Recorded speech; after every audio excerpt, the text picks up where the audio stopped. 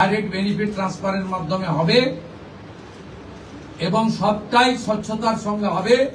আপনার প্রশ্নের উত্তরে আমি পরিষ্কার বলে দিই, যে স্কিমটার কথা আপনি বলেছেন, আমি শুধু ওই স্কিমটা নয়, অতি দ্রুত সম্পন্ন করবেন।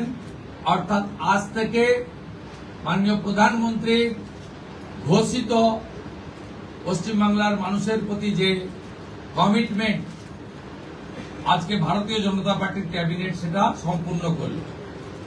এর সাথে সাথে প্রধানমন্ত্রী জন আরোগ্য যোজনা, প্রধানমন্ত্রী ফসল বীমা যোজনা ক্রপ ইন্স্যুরেন্স, প্রধানমন্ত্রী স্কুলস ফর রাইজিং ইন্ডিয়া পিএমশ্রী, প্রধানমন্ত্রী বিশ্বকর্মা, বেটি বাঁচাও বেটি পড়াও, প্রধানমন্ত্রী উজালা যোজনা 3.0 এবং অন্যান্য কেন্দ্রীয় স্কিম বা সেন্ট্রাল গভর্নমেন্ট স্পন্সর স্কিম আমরা যুক্ত হওয়ার সিদ্ধান্ত নিলাম।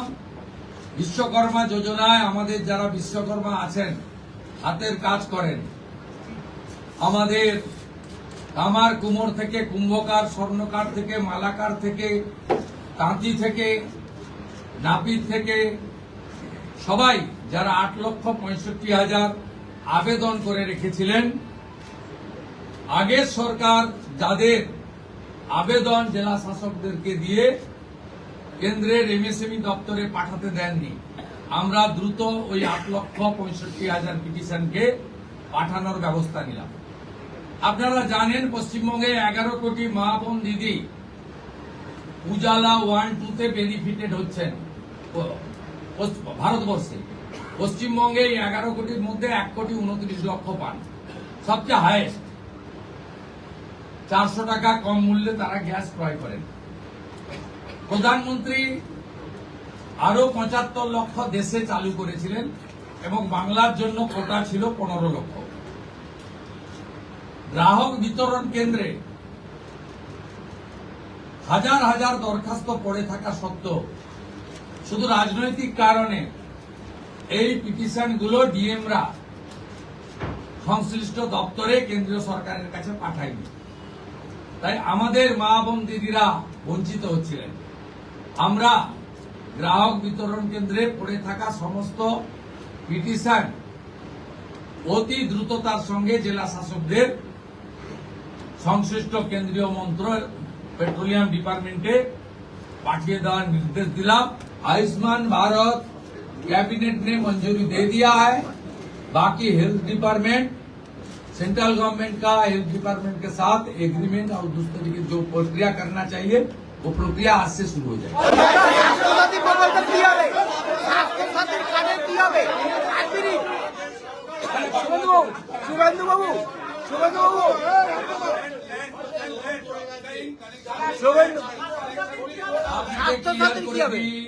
কোন চালু থাকা সামাজিক প্রকল্প বন্ধ হচ্ছে না। কোন সামাজিক চালু থাকা প্রকল্প, এটা আমরা আমাদের কর্মসূচি মানে প্রচারকালীনও বলেছি, কোন চালু থাকা সামাজিক প্রকল্প সে 30 বছর আগের হতে পারে, 10 বছর আগের হতে পারে, কোন সামাজিক প্রকল্প আমরা বন্ধ করছি না।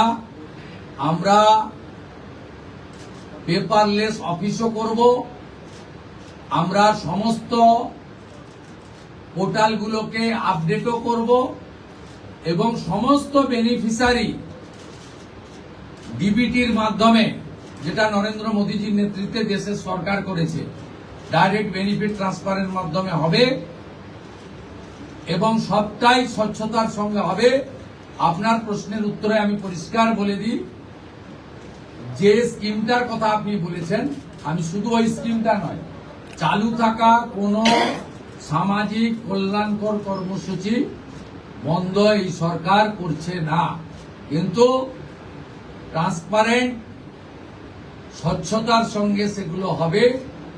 কোন মৃত ব্যক্তি তিনি কোন সামাজিক প্রকল্পের সুযোগ পেতে পারেন না, আপনিও বলবেন না পাওয়া উচিত। কোন অভারতীয় তিনি ভারতের কোন প্রদেশ বা জাতীয় সরকারের কোন বেনিফিট তার পাওয়া উচিত নয়। আমার প্রশ্নে, আপনার প্রশ্নের মধ্যে আমার সব উত্তর আছে।